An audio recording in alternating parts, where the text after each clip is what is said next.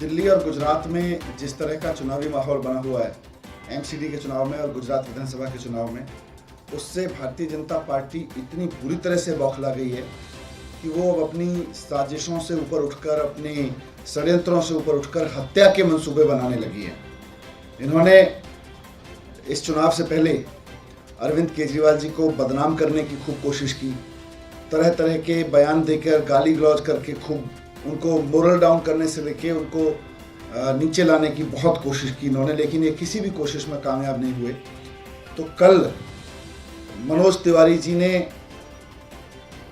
एक तरह से धमकी दी है केजरीवाल जी को, और मनोज तिवारी जी की उस धमकी से ये साफ हो जा रहा है कि भारतीय जनता पार्टी अरविंद केजरीवाल जी की हत्या करने की साजिश कर रही है। जिस तरह से कल मनोज तिवारी जी ने जिस भाषा में बात की है, वो पूरी तरह से खुली धमकी है कि षड्यंत्रों में अरविंद केजरीवाल जी को फंसाने में नाकामयाब भाजपा तरह तरह की गाली गलौज, तरह तरह के आरोपों, तरह तरह के झूठ में उनको बदनाम करने की कोशिशों में नाकाम हुई भाजपा अब हत्या की कोशिशों पर उतर आई है।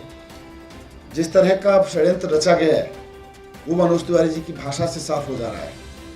मनोज तिवारी जी कहने के लिए कह रहे हैं कि कोई हमला कर सकता है, लेकिन उनको कैसे पता, उनको कैसे अंदाजा है इस बात का? इसकी पूरी जांच होनी चाहिए।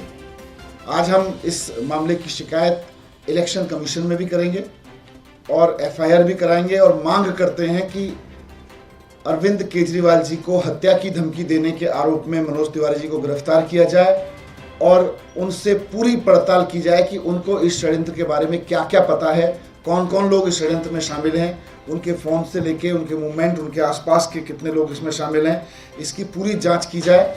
क्योंकि ये मामला सीरियस है।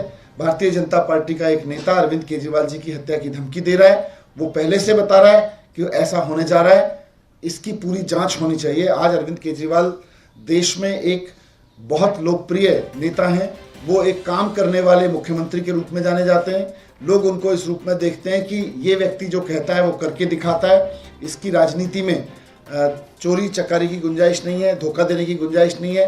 अरविंद केजरीवाल जी की राजनीति जनता के भरोसे की राजनीति है। इसलिए भारतीय जनता पार्टी अब अपने निम्नतम स्तर पर उतर के उनकी हत्या कराने की साजिश कर रही है और हम इसको लेके पुलिस और चुनाव आयोग दोनों के पास जाएंगे।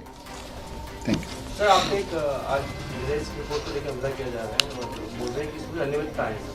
ये सारी भारतीय जनता पार्टी के हेडक्वार्टर में इनकी एफआईआर वहीं लिखी जाती है, इनकी चार्जशीट वहीं लिखी जाती है, इनकी विजिलेंस रिपोर्ट वहीं लिखी जाती है, तभी तो ऐसा होता है। वरना स्कूल में तथाकथित कोई घोटाला हुआ, उसकी कोई विजिलेंस रिपोर्ट है, वो अभी अखबार में मैं पढ़ रहा था कि वो चीफ सेक्रेटरी के पास गई है और वो मीडिया के पास है। वो मिनिस्टर को नहीं बताई गई, वो सीवीओ को नहीं दी गई, जो देश के विजिलेंस डिपार्टमेंट है उनको नहीं दी गई, वो मीडिया को दी गई है। तो ये भारतीय जनता पार्टी ने अपने यहाँ स्क्रिप्ट लिखते हैं और मीडिया को जारी करते हैं, रोज़ यही कर रहे हैं।